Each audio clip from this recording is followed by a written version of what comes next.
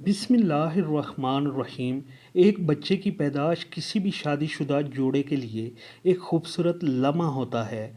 इनकी ख्वाहिश होती है कि इनके बच्चे की पैदाश हमल से लेकर पैदाश तक तकलीफ़ और पेचीदगी से महफूज हो, और इसके लिए अपनी इस्तादाद से बढ़कर हर मुमकिन कोशिश करते हैं।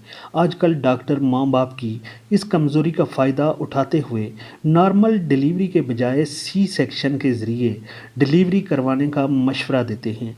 बाज़ सूरत में सी सेक्शन माँ और बच्चे की ज़िंदगी के लिए ज़रूरी भी हो सकता है। बाज़ औक़ात ये मशवरा डॉक्टर अपनी फ़ीस बढ़ाने के लिए भी करते हैं।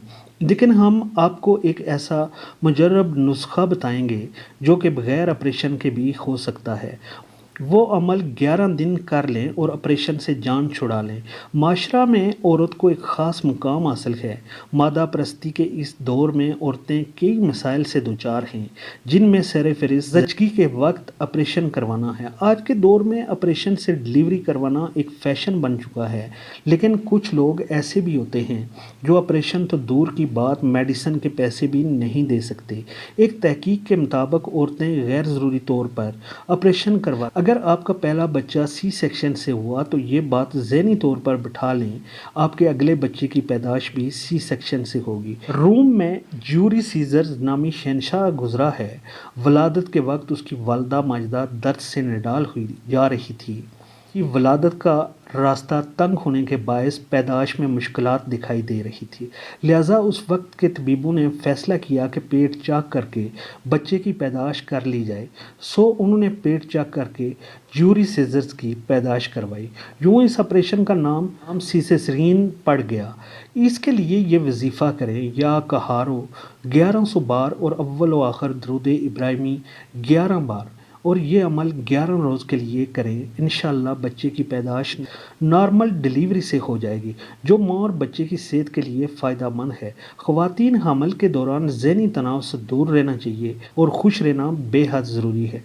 ज़हनी टेंशन और दबाव न सिर्फ बच्चे की सेहत को मुतासर करता है, बल्कि हमल के अमल को मुश्किल बना देता है। इसका नतीजा एक दर्दनाक तकलीफ़ की सूरत में होता है।